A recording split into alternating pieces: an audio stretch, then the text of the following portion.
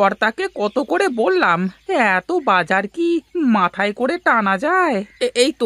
এই তো আর একটু। তুই পারবি হরি, তুই পারবি। চল চল, আর একটু পা চালা। কে গো তুমি? কোথায় এসেছো?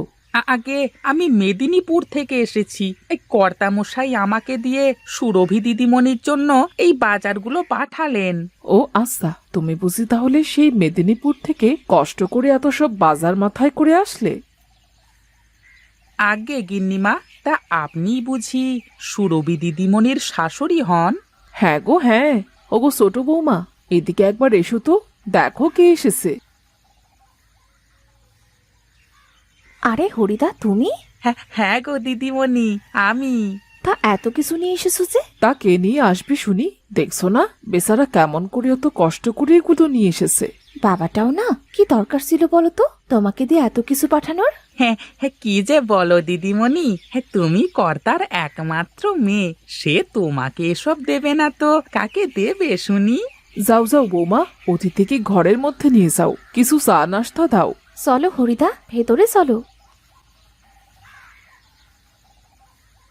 কি গো, কে এসেছে? বাড়ি থেকে হরিদা এসেছে গো। বাবা এক ঝুড়ি ভর্তি করে বাজার দিয়ে হরিদাকে পাঠিয়েছে। বাহ বাহ বাহ, তোমার মতো এত সুন্দর একটা বউ, তার সাথে আবার শ্বশুর এভাবে যদি বাড়ির বাজার পর্যন্ত করে দেয় তাহলে আর কি লাগে। ধুর, কি যে বলো, আমার বাবার যা কিছু আছে তার সবই তো আমাদের। আমার বাবার যা আছে তাতেই আমার চলে যাবে, তোমার বাবার কিছুই আমার লাগবে না গিন্নি, শুধু তুমি থাকলেই হবে। আমি চাই হরিদাকে নাস্তা দিয়ে আসি। হ্যাঁ হ্যাঁ, শ্বশুর বাড়ির লোক খেতে না দিলে আবার বাড়িতে গিয়ে বদনাম করবে। ও, এত খাবার, এত খাবার কি কেউ একবারে খেয়ে শেষ করতে পারে? তুমি আস্তে আস্তে খাও বাবা, অতিথি নারায়ণ। অতিথি সেবা করতে না পারলে যে এ বাড়ির মান সম্মান থাকবে না। হ্যাঁ, তোমার কপাল খুব ভালো গো দিদিমণি, এরকম একটা ভালো শাশুড়ি পেয়েছো। আমি তো দিদিমণির বাড়ির কাজের লোক, আমাকে আমাকে আপনি যে সম্মান দিলেন। ও কথা বলো না, অতিথি তো অতিথিই হয়। মা, একে একে তো চিনলাম না। ছোট বৌমার বাড়ির লোক, এই সকাল সকাল বেয়াই পাঠিয়েছে। তা খালি হাতে এসেছে নাকি নাকি সাথে করে কিছু নিয়ে এসেছে শুনি? ছোট বৌমার বাপের বাড়ি থেকে এসেছে, খালি হাতে আসে কি করে? সাথে ঝুড়ি ভর্তি করে বাজার করে নিয়ে এসেছে। ও আচ্ছা, আমি গেলাম মা, রান্নাঘরে কত কাজ বাকি। তুমি রান্নাঘরে যাও দিদি, আমি এক্ষুনি আসছি। আমি তাহলে এখন চলি দিদিমণি। বললাম থেকে যেতে, তা তো তুমি থাকবে না। সাবধানে যেও, আর বাবার শরীরের খেয়াল রাখতে বলবে কিন্তু। আচ্ছা দিদিমণি, আমি এখন চলি।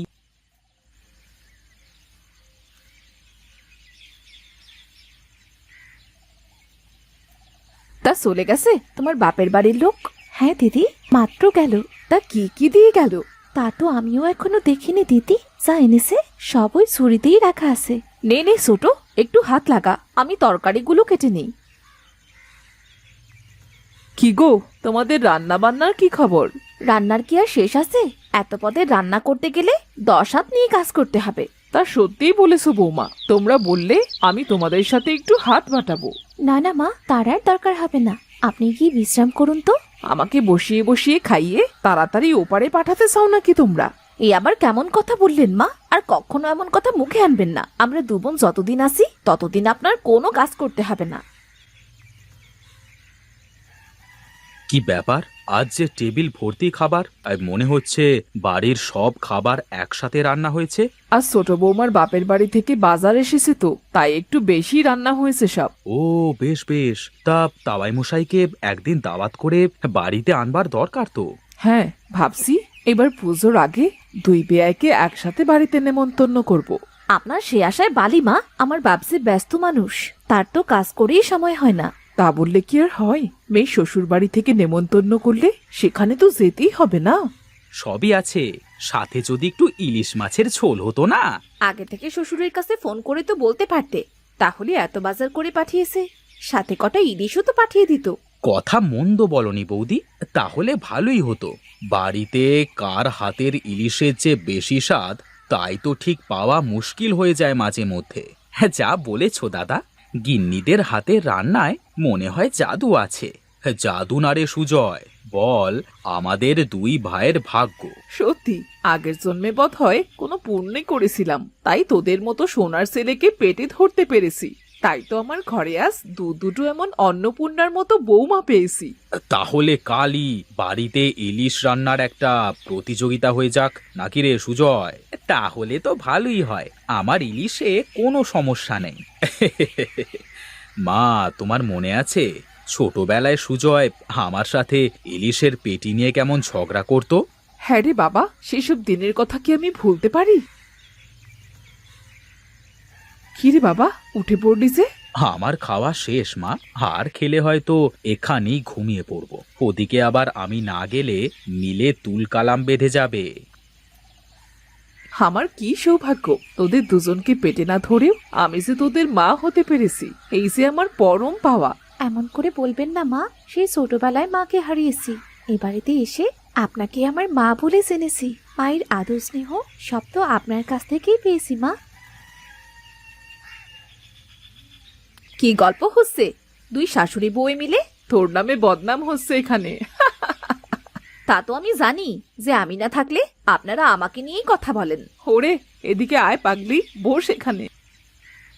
তাহলে কাল সকালে কিন্তু ইলিশ রান্নার প্রতিযোগিতার কথা ভুলে যেও না দিদি। হ্যাঁ হ্যাঁ, ইয়ার এমন কি কঠিন কাজ? হ্যাঁ, আর আমার থেকে তুই ভালো রান্না পারিস, সেটা তো আমি স্বীকারই করি। দেখেছো মা, তোমার বড় বৌমা কেমন আমার সবসময় পসায়। ওরে থাম, তোরা থাম, তোদের এই খুনসুটি ঝগড়া দেখে আমার খুব হাসি পায়। কি আর করার, চাইলেও তো এবারে কারোর সাথে একটু ঝগড়া করতে পারবো না। সেই কবে যে কারোর সাথে ঝগড়া করেছি মনেই পড়ছে না। এই নে, তোরা একটু বস, আমি ঘরে গিয়ে একটু শোবো।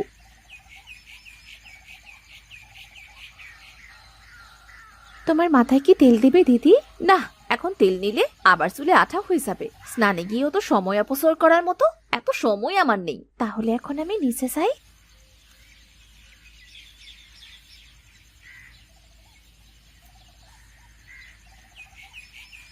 কি খবর গিন্নি, মন খারাপ নাকি?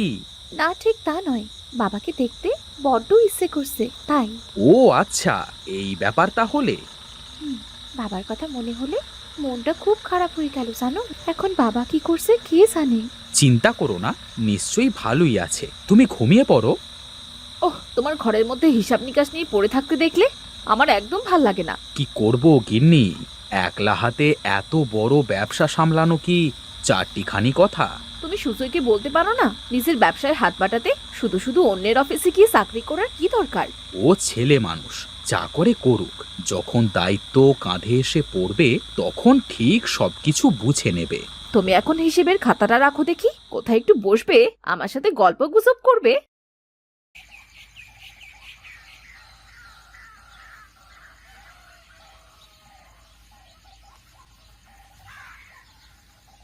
এই আমি কি দেখছি? স্বপ্ন দেখছি না তো? না না বেয়ান, স্বপ্ন না, সত্যি দেখছেন। ও ছোট বৌমা, এদিকে এসো তাড়াতাড়ি, দেখো দেখো কে এসেছে আমাদের বাড়িতে। এই পাগলি মেয়ে, এইভাবে কেউ কাঁদে? ওরে ধর ধর, মাছগুলো নে, আমার যে হাতে ব্যথা হয়ে গেল। যাও বৌমা, বেয়াইকে ভেতরে নিয়ে যাও। পাগলি মেয়ে কোথাকার, কি হয়েছে বল, এইভাবে কাঁদছিস কেন? এমনিতেই বাবা, কিছু হয়নি। কাল রাতে তোমাকে দেখতে খুব ইচ্ছে হচ্ছিল। হ্যাঁ, এই জন্যই তো আমি সকাল সকাল চলে আসলাম। আর শুনলাম যে বাড়িতে নাকি আজ ইলিশ রান্নার প্রতিযোগিতা হবে আমার দুই মেয়ের মধ্যে, তাই ইলিশ মাছ সাথে নিয়ে চলে এসেছি। তোমাকে নিশ্চয়ই সুজয় বলেছে তাই না? হ্যাঁ হ্যাঁ, তা জামাই বাবাজিকে দেখছি না যে? আজ অফিস বন্ধ, পড়ে পড়ে ঘুমাচ্ছে। এই নিন বেয়াই মশাই, নিজের হাতে চা করে আনলাম। আপনি আবার কষ্ট করে চা করতে গেলেন কেন? কি আর করব বলুন, দুই মেয়ে তো আমায় বাড়ির কোনো কাজই করতে দেয় না। তা বৌমা, তুমি দাঁড়িয়ে থাকলে কেন? তোমরা রান্নাঘরে গিয়ে রান্না শুরু করো, সবাই একসাথে বসে খেতে হবে তো নাকি?